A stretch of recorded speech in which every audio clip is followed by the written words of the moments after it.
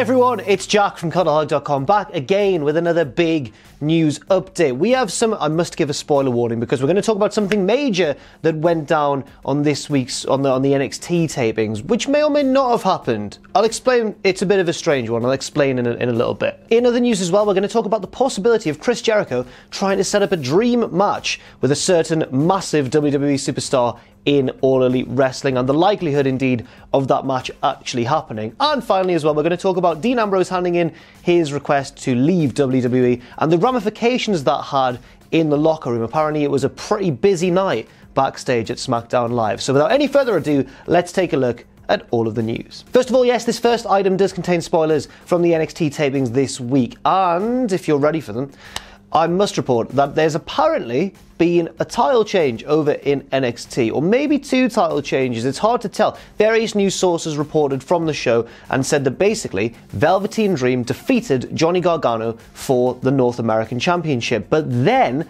that wasn't the end of the story. After the match, Gargano returned to the ring, locked Velveteen Dream in the Gargano escape, Velveteen Dream tapped out, and then Gargano took the title back.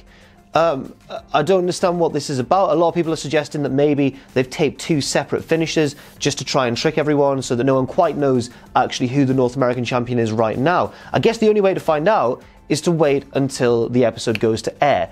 Although I think there's another set of tapings coming up as well in which it'll probably be spoiled what actually went down. But the key thing as well to remember is that after this match, Gargano and Ciampa did the same thing they did at the end of NXT TakeOver Phoenix, both standing on top of the ramp with their titles in the air, which would suggest to me that Gargano is still officially the North American champion. But it wasn't as if the match was officially restarted or anything like that.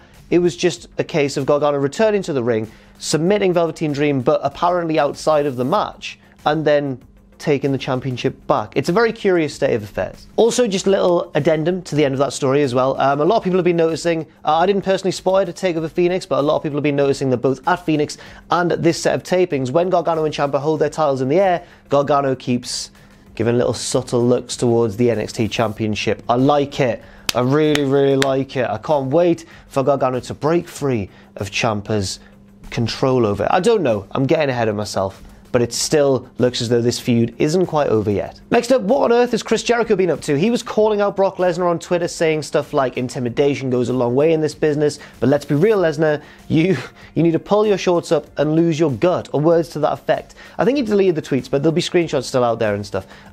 Yeah, it's a bit of a strange one. Meltzer on Wrestling Observer Radio tried to clean this up. He said, I believe that Jericho is trying to set up a match with Brock Lesnar, as he did in the past with Kenny Omega and stuff. What Jericho seems to do is really take the initiative. He doesn't really wait for matches to come about. He doesn't necessarily even wait for him and the guy he wants to wrestle to be in the same company. Obviously, Jericho's now signed for All Elite, and Brock Lesnar's still with WWE, but that wouldn't really deter, I guess, someone with Chris Jericho's history of trying to set up a match for maybe even like a few years' time if he's still wrestling by then.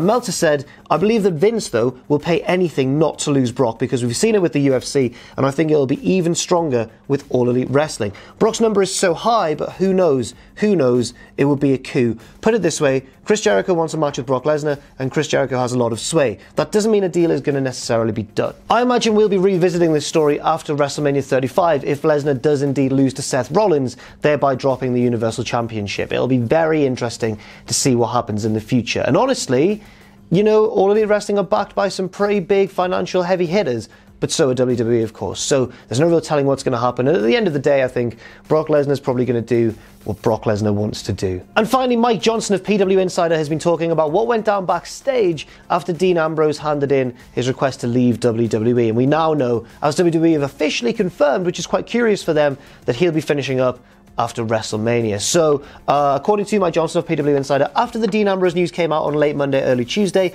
there was a buzz of activity backstage at SmackDown, as anybody who had a contract that was coming up in the next year or two, expiring in the next year or two, were pulled into rooms and spoken to by management about signing longer deals. Apparently all the wrestlers were sitting around looking at each other going, would you look at this? This is crazy. Obviously, I think the best thing so far about this whole emergence of All Elite Wrestling, New Japan remaining strong, and all the different competing promotions means that wrestlers will be appreciated more and hopefully paid more, even if they decide to remain where they are for now. It's always good to see talent get rewarded for their talent. So, and not only that, but hopefully in my mind, I guess, the best thing about all this competition is, as we know, when there's competition in wrestling, everybody raises their game. It would be great in the near future to see WWE firing on all cylinders, All Elite Wrestling really trying to change the game, and New Japan continuing to put on matches of great quality, and maybe even continuing their expansion into the West as well. Imagine that. I think it would be great. And then you've got like Impact and Ring of Honor and all these other slightly smaller players as well. It just looks like it could be a very exciting time in the future. And finally, before we go as well, it seems as though Hideo Itami was granted his release so quicker than everybody else, because he's returning to Japan, and WWE, I guess, don't feel as though that's too much of a big deal, especially if Itami does what everyone expects him to do and just returns to Noah, his old home promotion where he really made his name. So that's all for now. Thank you very much for watching this news update. I've been Jack from Cultaholic.com. You can follow me on Twitter if you want to, at Jack the Jobber. You can follow all of us at Cultaholic, and check out our Patreon as well, patreon.com/Cultaholic. And never forget, of course, if you haven't done so already, to hit subscribe and to join us.